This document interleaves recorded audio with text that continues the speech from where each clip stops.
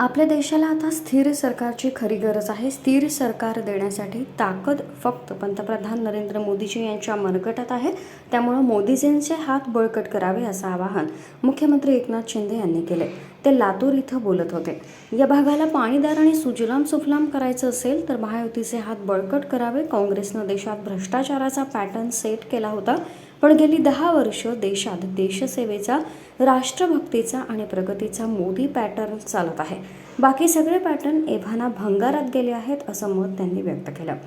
पंतप्रधान नरेंद्र मोदीजी यांना तिसऱ्यांदा पंतप्रधान करण्यासाठी लातूरची जनता आतुर दिसत आहे.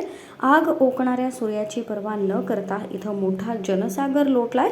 काँग्रेसचा पारंपरिक गड 10 वर्षापूर्वीच लातूरकरांनी उद्ध्वस्त करून महायुतीचा प्रगतीचा नवा पॅटर्न सेट केलाय असं शिंदे पुढे बोलताना म्हणाले. आपल्याकडे व्हिजन आहे, त्यांच्याकडे मतांचं राजकारण आहे. आपल्याकडे देशाच्या विकासाचा रोडमॅप आहे, त्यांच्याकडे रोडवर फिरून देखील लॉन्च न होणारा युवराज आहे. आपल्याकडे समृद्धीची धोरणं आहेत, त्यांच्याकडे न उगवणारं बेणं आहे, असा टोला त्यांनी लगावला.